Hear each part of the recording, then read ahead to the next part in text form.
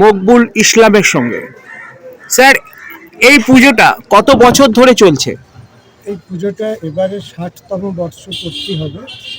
সরস্বতী বিগ্রহ নির্মাণ করেন আমাদের গুরুজি শ্রদ্ধেয় অধ্যাপক দীনেশ কুমার খান। তাঁরও এবারে 80 বছর বয়সে তিনি পদার্পণ করলেন। তা এই পুজোর একটা যে বৈশিষ্ট্য, এত বছর ধরে চলছে এবং এই পুজোয় যে সমস্ত সম্প্রদায়, হিন্দু, মুসলমান, শিখ, খ্রিস্টান, সবাই দেখছি সবাই এসেছেন।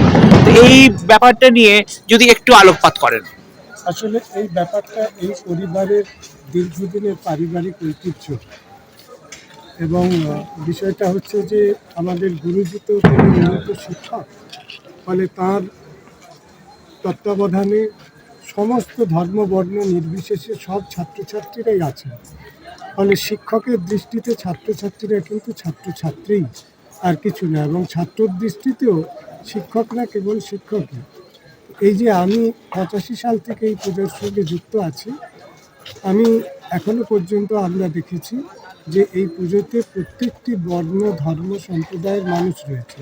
বিশেষ করে এই পুজোতে আমরা ছাত্রছাত্রীরা বিভিন্ন জায়গা থেকে নিজেদের স্থানের এক মুঠো করে মাটি নিয়ে আসি। সেই মাটি গঙ্গা মাটির সঙ্গে মিশিয়ে সেই মাটি দিয়ে বিগ্রহ তৈরি করা হয়। ফলে মায়ের যে বিগ্রহ তৈরি হয়েছে সেই বিগ্রহে সমস্ত রকমের ছাত্রদের যোগদান আছে।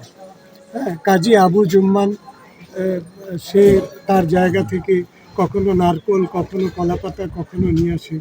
আমাদের সৌরভ মাঝি সেন্ট পিটার্স চার্চ বারুইপুরের, তার সঙ্গে যুক্ত, সে কখনো খেজুরের গুড়, কখনো নারিকেল নিয়ে আসে পুজোর জন্য। ডক্টর আজিজুল হক মণ্ডল, তিনি বেনারস হিন্দু ইউনিভার্সিটি থেকে পাশ করেছেন, দীর্ঘদিন এলাহাবাদে কাজ করেছেন। হ্যাঁ, তিনি তার জায়গা থেকে পুজোর উপকরণ নিয়ে আসেন, পুজোর মাটি নিয়ে আসেন। ফলে বৌদ্ধ সন্ন্যাসী আজকে একজন আসার কথা, আজকে যদি না আসে কালকে আসবে। স্যারের জৈন স্টুডেন্টরা রয়েছেন।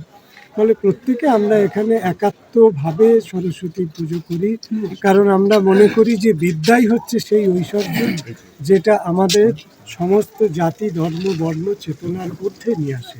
সেই জন্য আমরা বিদ্যার আরাধনা করি, মা সরস্বতীর আরাধনা করি। শুধু বাক্যে নয়, উচ্চারণে নয়, আমাদের এই গুরুকুলের গোটা যাপনে কিন্তু সেই সত্য প্রতিফলিত হয়েছে। অনেক ধন্যবাদ। আচ্ছা,